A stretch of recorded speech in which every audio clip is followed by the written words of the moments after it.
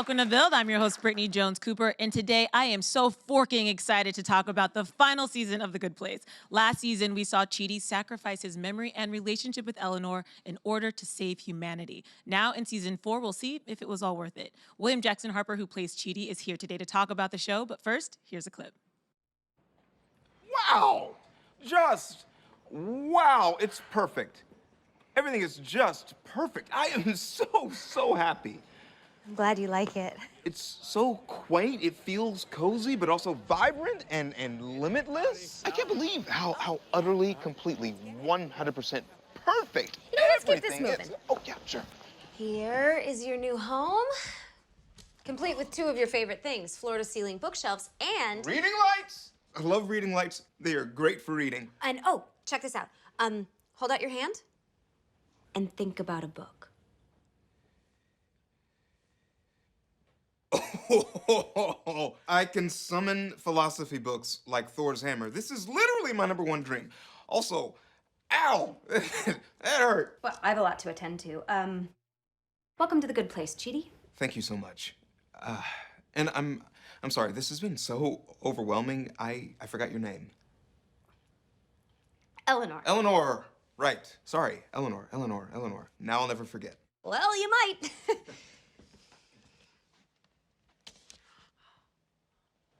Okay, can we not... Oh, Eleanor, you did a brave thing, and I am embracing you, and I shall not let you go.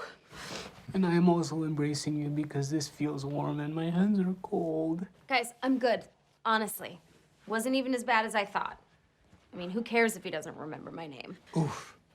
I mean, cool. Good save, bud. Put your hands together for William Jackson Harper. How you doing today?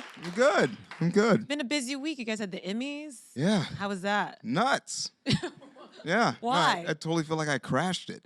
I wasn't supposed to be in there, you know. But yeah, it was great. I was totally fanboying out and being a spectator. Yeah. I feel like that would be the coolest part. Is just like, oh, there's that person from that one show that I love so much. I would imagine for actors, it's like a time to fanboy and fangirl over people. Oh yeah, totally. Yeah, I just completely soaked my suit with nervous sweat. Yeah. Who were you excited to see?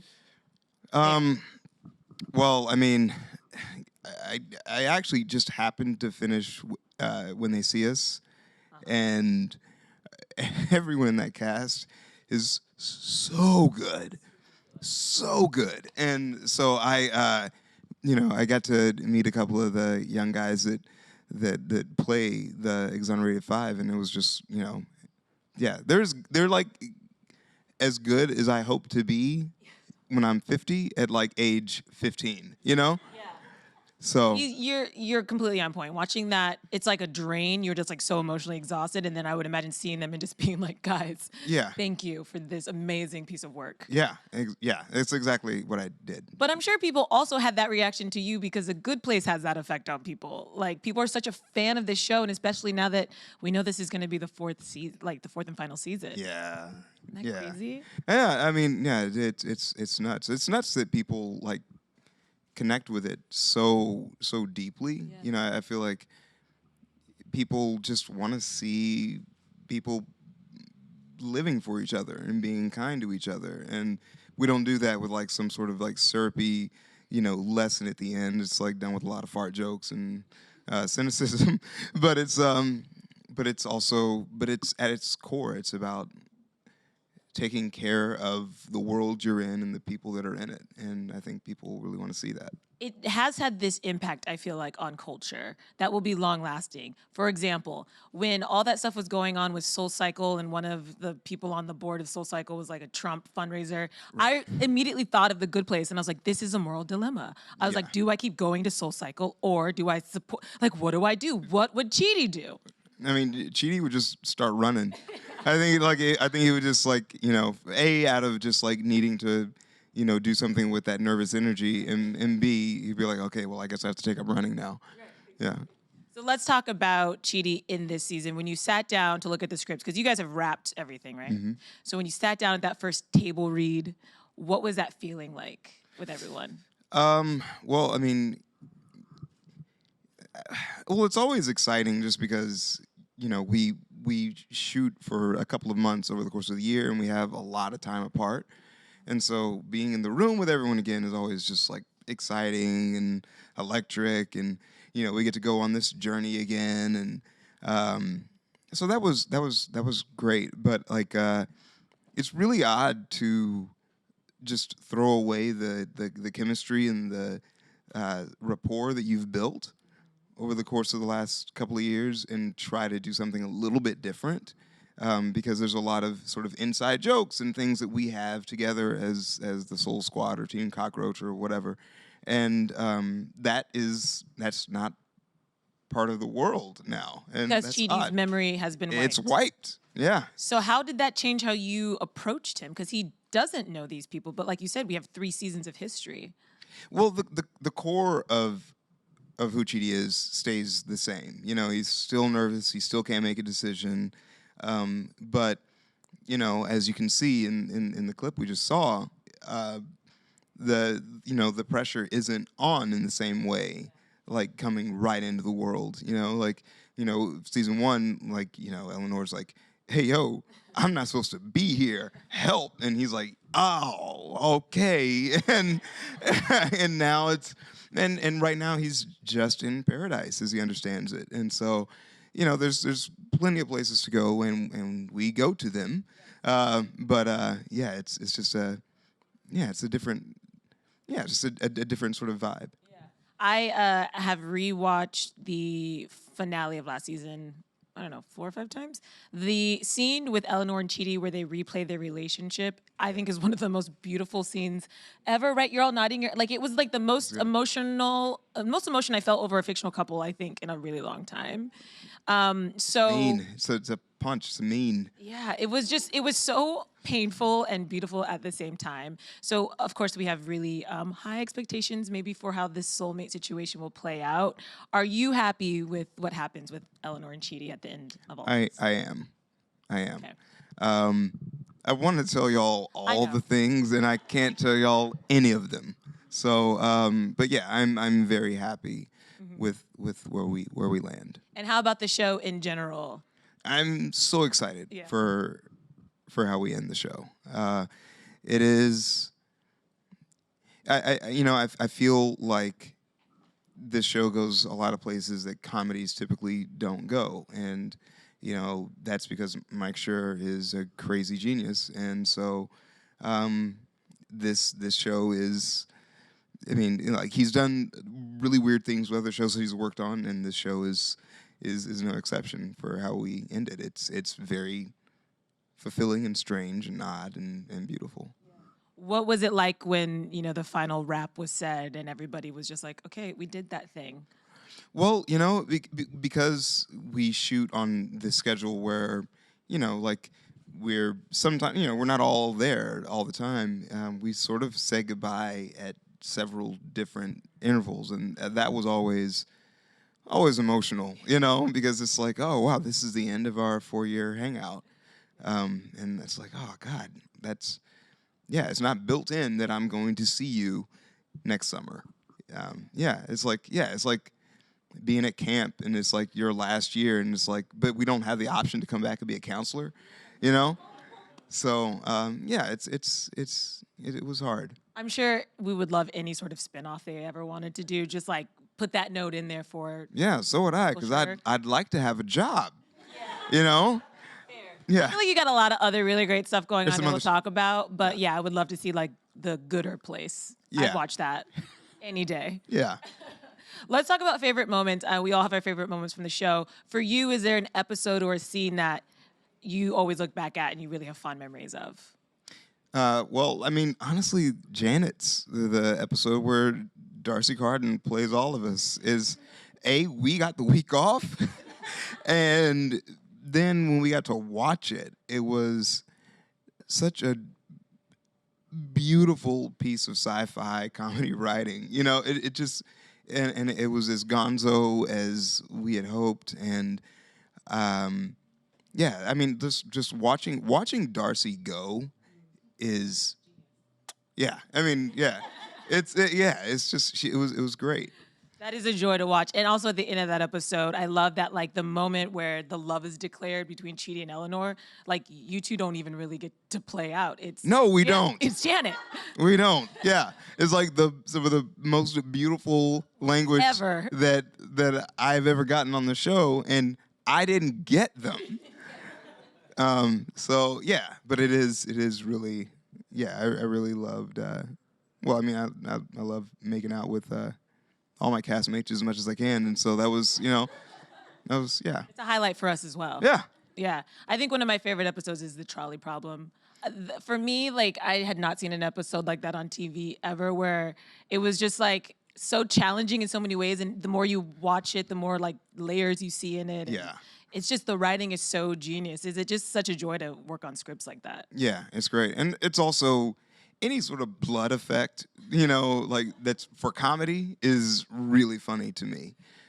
So, I mean, yeah, they had this cannon with guts and stuff, like just aimed at my face. And in my mouth.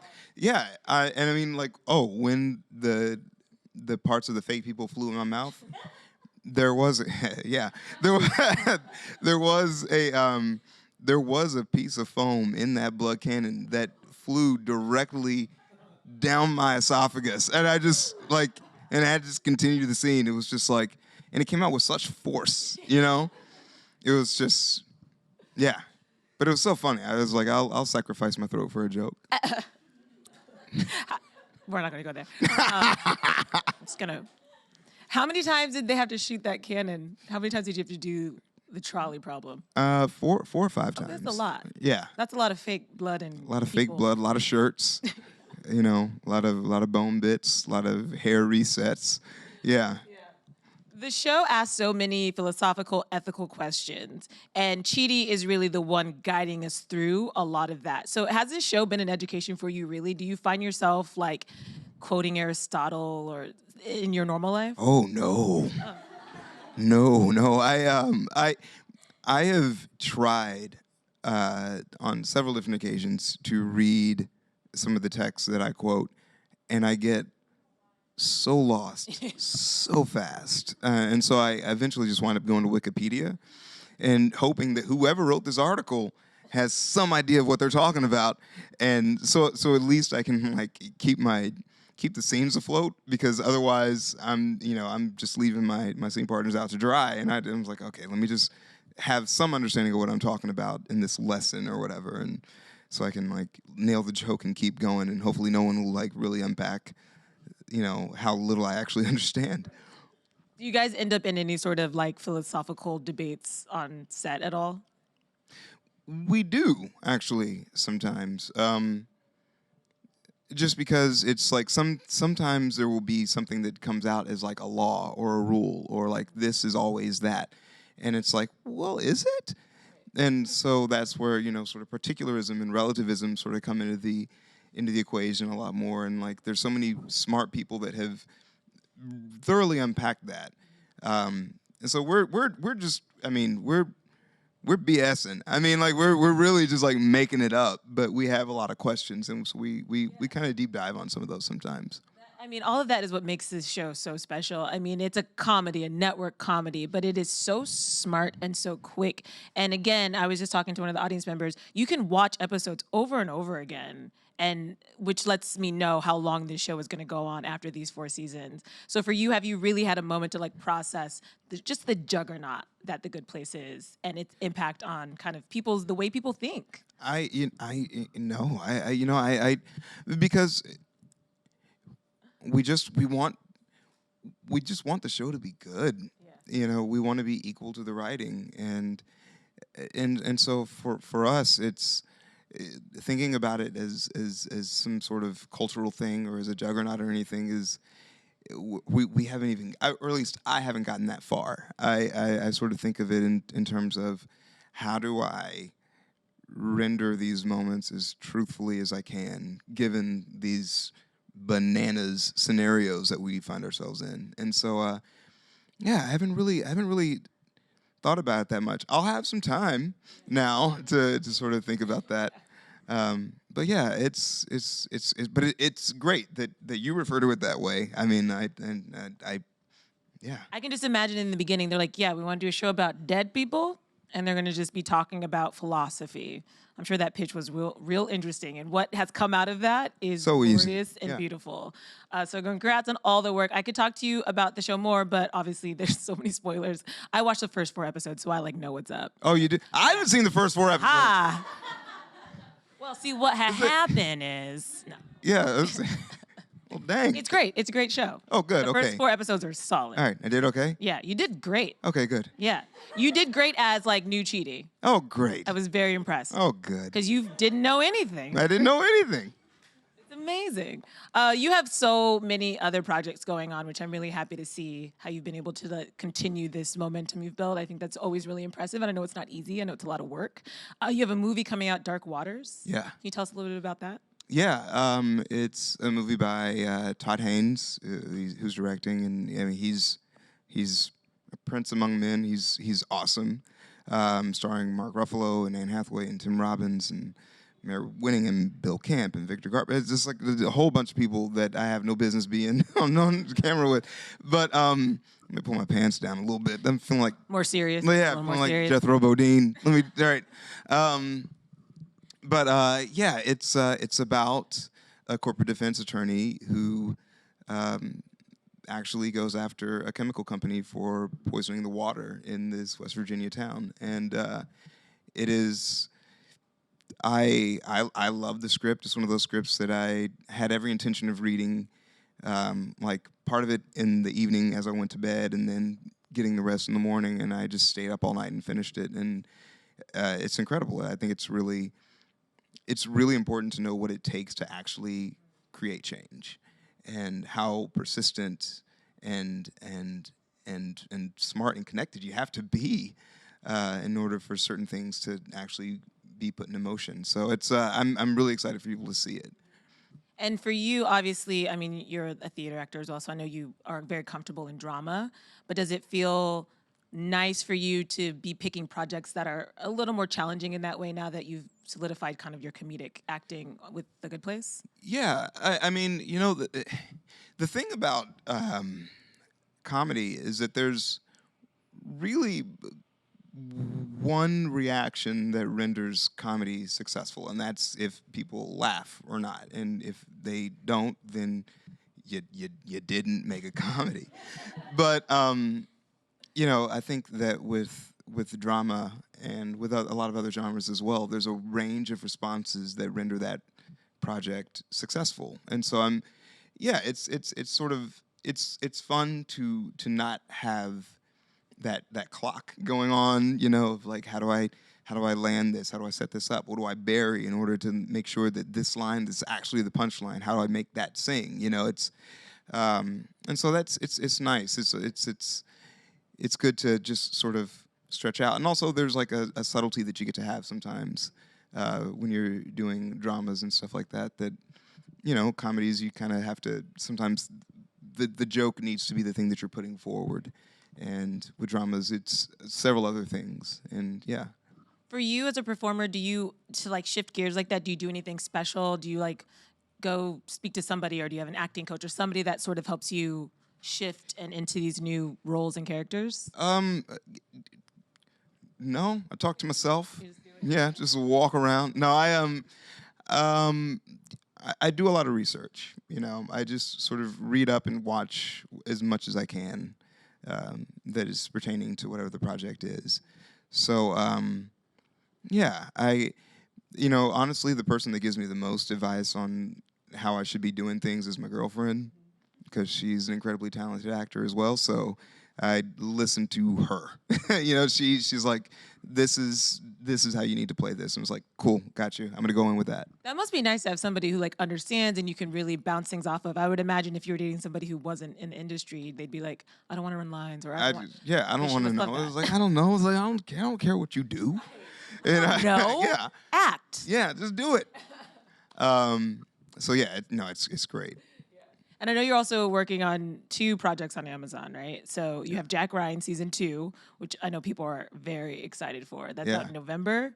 Yeah. So is that like super actiony? Like, did you have to? I think it is. They won't tell me anything.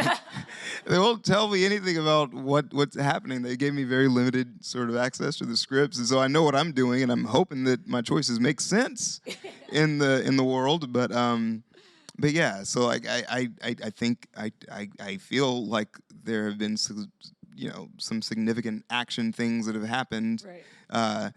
In my absence, but yeah, I have no idea what to expect. So I'll be learning and watching just like everybody else who happens to watch it. Fun, or does that give you a stomach ache like Chidi, like not knowing? Everything gives me a stomach ache.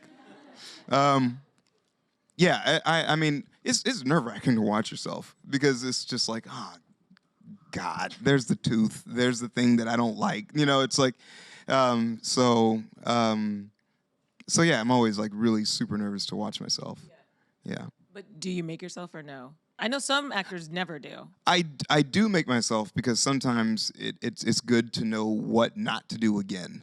Like for me, it's like there's habits that I have or things that I do when I'm nervous or not in the scene or not really dropped in, and it's like, okay, like calm down, stop blinking so much, like stuff like that. Just to have in my brain going forward, when I'm working. I do the same thing with this job. I don't like watching interviews sometimes because I make a lot of dad jokes. Oh, that's hard, okay. That's hard to watch. It's fun in the moment. Yeah, but I don't think you should stop doing that. Well, thank you. Yeah. Some people do. Really? Do you have a dad joke that you can just let me have right now? Oh gosh, I don't. They just come out of me. You know what I mean? It's just organic. It's just who I am. I am a dad inside. Okay. That was a dad joke. Anyway, I know you also have the Underground Railroad that they're going to start shooting on Amazon as well. Yeah. And I'm excited for this because Barry Jenkins is directing, and he's a genius. Yeah. And that, again, sounds like a really heavy, dramatic role for you. So I know there's probably not a ton you can tell us at this point, but what does it mean for you to be part of a narrative that is going to be sharing this story that is so much a part of our history? I am looking forward to... Well, I'm just looking forward to working with Barry Jenkins. I mean, like that's, come on, But it is, look, these sorts of narratives are really, really tough to watch. For me, I avoid watching things that I think are going to make me mad for several months or years or forever. And I think this will make people angry, obviously. But the thing that I like about it is that no one is let off the hook. I mean, if in the book, the story really centers on Cora. We are invested in her and her inner life and what she thinks and how she's been treated by the people around her and what it is to be an enslaved person, how brutal that is, how psychologically damaging that is. And the scripts don't veer away from that. And what we also don't have is anything that lets us as modern Americans of any race, we don't have the same things to let us distance ourselves from the people of that time because they are products of their environment, we are products of ours. There are things that we're probably doing now that, 100 years, 150 years down the road, people will be like, how could those people allow that to happen? And so I really look forward to people seeing that and seeing this story and, just actually getting a view of that world in a very unflinching way. Also with, but it is an alternate history. I mean, it's like, what if the Underground Railroad was an underground railway network? And so that's a really interesting thing to throw in there under which you can do all sorts of stuff. Yeah. That's really cool. I didn't know that part of it. Oh, yeah. I'm looking forward for it for those same reasons and Barry Jenkins. And I just think it's so important, like, just to remember, right, as we move forward, especially in these tumultuous times, just to remember things. I think it's good for people to get that little nudge. Yeah. When do you start shooting that? I've started. You started, okay. Started, yeah. So did you get any downtime in between The Good Place and starting this other project? No, which is fine. I love to work. So, I mean, I have a little bit of downtime now because, you know, the way that shooting works is like you're in, you're out, you're in, you're out. And so it's, but yeah, I really dive in on that here in the next few weeks. And so I'm excited. Well, thanks for spending your downtime with us. I feel like Yeah. you should be on an island somewhere for all the work you're doing. I but mean, this Manhattan's an island, technically. you're not wrong. You're so smart. All right, we got questions. right. The first one comes from Twitter. At PRFTC Bloom asks, what are you going to miss the most about your time working in The Good Place? I'm going to miss my cast and crew. I'm going to miss them a lot. We've had a 4-year hangout session going, and now that's over. So that's the thing I'm going to miss the most. It's also been great to be on a show that so many people respond to and that people connect to, but I've really connected to the people that I've been working with a lot, and so I'm going to miss them. I think last time you were here, you said that Jason makes you crack. The character, Jason makes you crack. Oh, no, this is his real name. Manny. Sorry, I was Yeah. mixing up real. Okay. He makes you kind of like laugh the most or crack the most. Yeah. But is there a castmate that you've learned the most from? Oh, I mean, it's really a toss-up between Ted and Kristen. They're seasoned. They've been doing this a long time at this level. And Ted in particular is such a nerd for comedy, and he knows how things work, and he's so relaxed all the time, and it's something I'm like, how do I steal that from him? You know, how do I snatch all of his tricks and use them in a way that no one realized that I stole it from Ted Danson? And then Kristen is just like, she's got so many things going on at all times, but then when she's at work, she is at work. She's in the scene. She's not off somewhere else. She's with us. And so it's like watching those two navigate the environment that they're in so well. It's like, okay, I gotta take a page out of both of their books. That's awesome. Yeah. Yeah, Frozen 2, guys, coming out soon. Yeah. Who is right here? Hi. Hey. So Chidi kind of gets mocked a lot for his love of philosophy. Do you have something that you sort of get judged or mocked for, whether it's a passion or a hobby? Steely Dan. I really love Steely Dan.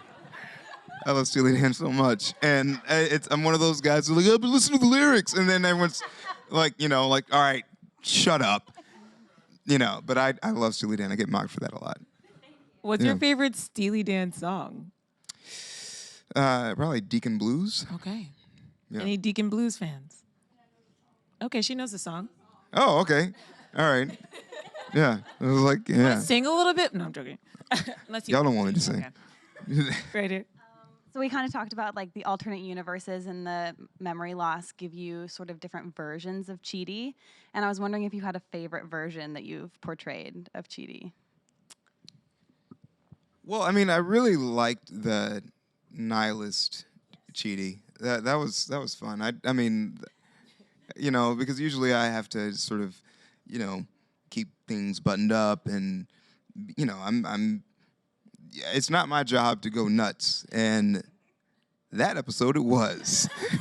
And that was a lot of fun because I also just got to throw in a bunch of randomness too. So yeah. Like chili babies. I think you were like, yeah. My chili babies. Oh yeah. I was like, this is fantastic. Also, you were shirtless. I didn't like that so much. But I mean, like, yeah. She said everyone else did.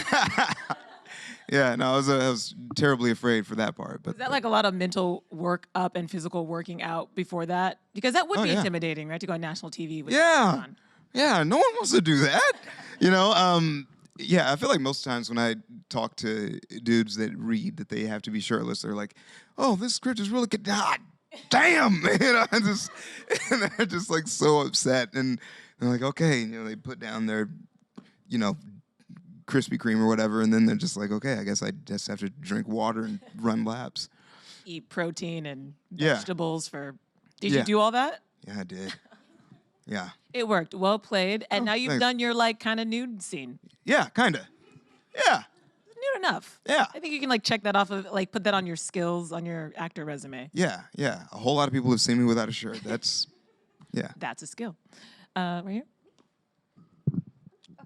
So I don't know if I can speak to anyone else, but I'm still thinking about Midsummer. So what was it like working with Ari Aster, and would you do it again? Yeah, absolutely. It's, I mean, his visual vocabulary is very specific, and so it means that everything is very painstaking, and it takes a lot of takes to get things exactly right. But I mean, I love the result. I mean, the result is really, really special. Great. Yeah. And so it's really great. And I think that also when we got into like the scenes that were very dialogue driven, very character driven, he was very collaborative in those moments. And so it was, you know, now that we know each other and we have sort of rapport, if he asked me to do something again, I would do it. Yeah. Yeah, that'd be fantastic. Absolutely. So you're a fan of the thriller horror genre. Oh man, I love it. Yeah. Look how excited you just Oh got. yeah. Yeah. I love to be scared. I love it. I hate it, but the movies are great. Yeah. Like Midsummer's great, but it terrified me from beginning to end. Do you avoid Oh. horror movies? Oh my gosh. Yeah. Yeah. Or I watch them. If I do watch them, I watch them here at work in a well-lit office with lots of people around. Fair. So Totally fair. I feel safe. Yeah. Yeah. And I think we have one more. Or was that it? That was it. Oh man. right. Well, I have so many more questions, but I'll let you go because we don't want to spoil The Good Place for everyone else. But thank you for playing Chidi all these seasons. I mean, it really is a joy to turn on my TV and see a show that is so fun to watch, so heartfelt, and also challenging in all the right ways. So congrats on The Good Place and everything that's happening for you otherwise. And you guys can check out The Good Place this Thursday, September 26th on NBC. Put your hands together for William Jackson Harper.